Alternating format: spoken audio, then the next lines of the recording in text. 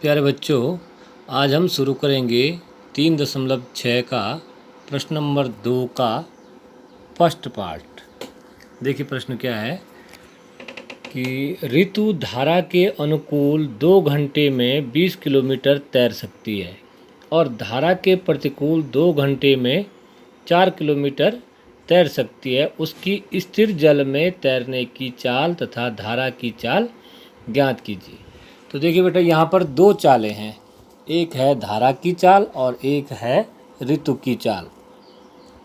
जब हम तैरते हैं तो दो प्रकार से तैरते हैं, एक बहाव वाला पानी है, ये बहाव वाला पानी है। तो अगर हम इस तरफ को तैर रहे हैं और पानी की दिशा भी यही है तो हमारी चाल और पानी की चाल दोनों जुड़ जाती है। अगर हम एक ही दिशा में तैर रहे हैं, एक तो हम अपनी तैरने की चाल से चलेंगे और दूसरा हम पर पानी भी धक्का मारेगा। दूसरा क्या है, अगर हम इस तरफ तैर रहे हैं और पानी की चाल इधर है तो हमको पानी के साथ जोर लगाना पड़ेगा कि पानी का जो बहाव है उसको काटना पड़ेगा। यानी हमारी चाल और पानी की चाल विपरीत दिशाओं में है। तो हमारी जो चाल है, हम अगर तैर रहे हैं इसमें, तो जो चाल बनेगी तो वो हमारी चाल में से पानी की चाल घट जाएगी, हमको अधिक समय लगाना पड़ेगा। अगर एक ही दिशा में तैर रहे हैं तो चाल जो है दोनों जुड़ जाएंगे, हम बहुत जल्दी पानी में तैर सकेंगे। तो ये प्रश्न पूछ रहा है कि स्थिर जल, जब जल स्थिर होगा, अगर यानी बहाव नहीं है पानी में, तब हमारी चाल क्या होगी। क्योंकि यहाँ जो हम चाल चल रहे हैं वो पानी के साथ चल रहे हैं, उसमें हमारी चाल का पता नहीं लग रहा है। और यहाँ हम विपरीत जा रहे हैं तो वो भी हम पानी के विपरीत जा रहे हैं, तो ऋतु की चाल का पता नहीं लग पा रहा है। तो हमको ऋतु की चाल निकालने की, अगर पानी शांत होता तो ऋतु की चाल क्या थी। तो यहाँ पर दो चाल हैं, ऋतु की चाल और पानी की चाल। तो पानी यानी धारा की चाल। तो हमने लिखा, माना ऋतु की स्थिर जल में, स्थिर जब पानी बहाव नहीं है पानी में तो उसकी चाल, माना स्थिर जल में चाल x किलोमीटर पर आवर है और एक धारा भी चल रही है और धारा की चाल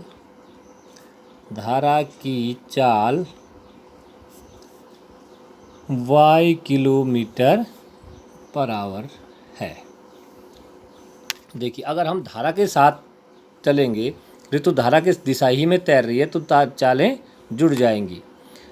तो धारा की दिशा में ऋतु की चाल, धारा की दिशा में जो ऋतु की चाल होगी, ये तो स्थिर जल में ऋतु की चाल है जो हमने x ली, लेकिन धारा की दिशा में ऋतु की चाल, अब जब ऋतु धारा की दिशा में जाएगी तो पानी का बहाव भी ऋतु को तैरने में मदद करेगा। तो ऋतु की चाल हो जाएगी यहाँ पर x प्लस वाई, ऋतु की चाल हो गई x प्लस वाई। और धारा की दिशा में ऋतु जाती है 20 किलोमीटर, तो 20 किलोमीटर तैरने में लगा समय, 20 किलोमीटर तैरने में लगा समय, जो धारा की दिशा में जाती है तो 20 किलोमीटर तैरने में लगा समय बराबर होता है दूरी बट्टे चाल। और समय लिया इसने 2 घंटे, तो 2 बराबर आ जाएगा, दूरी कितनी तय की, प्रश्न में दिया है 20, और चाल है इसकी तैरने बहाव की दिशा में चाल है x प्लस वाई। इसको अगर हम हल करेंगे तो ये आ जाएगा x प्लस वाई बराबर 20/2, यानी x प्लस वाई बराबर 10। समीकरण नंबर 1, ये बन गई हमारी समीकरण नंबर 1। ऐसे ही अगर वो धारा के विपरीत तैरती है तो धारा के विपरीत चाल क्या हो जाएगी, धारा के विपरीत जो है पानी को काटना पड़ेगा। तो धारा के विपरीत ऋतु की चाल, धारा के विपरीत ऋतु की चाल। ऋतु अपनी ऋतु को जो है पानी के बहाव के विपरीत चलना है, इसलिए ऋतु की चाल हो जाएगी। स्थिर जल में तो चाल थी x, लेकिन पानी की चाल थी y, तो ऋतु की जो धारा के विपरीत चाल बनेगी वो होगी x माइनस वाई।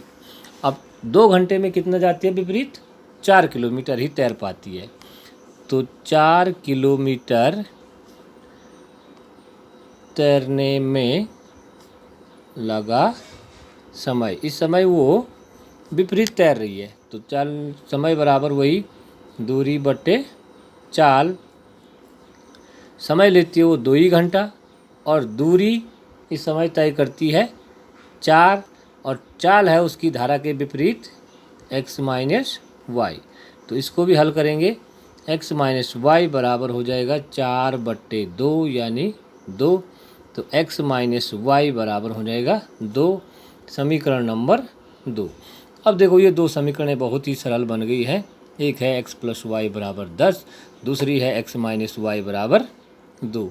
यहाँ देखो y का गुणांक 1 है, इसमें भी y का गुणांक 1 है, और दोनों के चिन्ह विपरीत हैं। तो चिन्ह अगर विपरीत हैं और गुणांक भी समान है तो हम सीधे दोनों समीकरणों को जोड़ देते हैं। तो समीकरण 1 और 2 को जोड़ने पर, समीकरण 1 और 2 को जोड़ने पर तो ये आ जाएगा समीकरण 1 और 2 को, समीकरण 1 और 2 को जोड़ने पर देखो y वाला तो कट हो जाएगा और x प्लस x हो जाएगा 2x बराबर हो जाएगा हमारा कितना? 10 और 2 12। तो 2x बराबर हो गया 12, x बराबर आ गया 12/2 यानी 6। अब हम क्या करते हैं, x का मान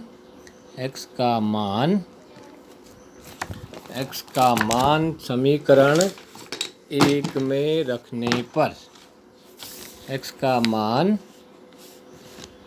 समीकरण 1 में रखने पर, समीकरण 1 थी x प्लस वाई बराबर 10, तो ये आ जाएगा 6 धन y बराबर 10, और y बराबर आ जाएगा 10 माइनस 6 बराबर 4।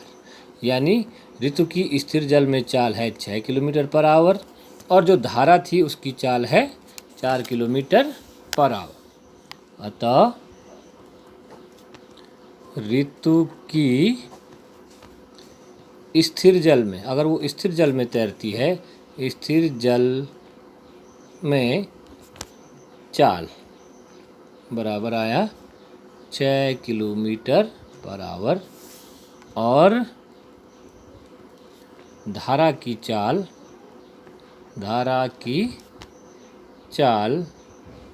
बराबर आई 4 किलोमीटर पर आवर।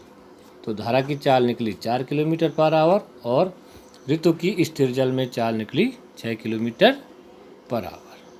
तो ये आपका पहला पार्ट खत्म। धन्यवाद।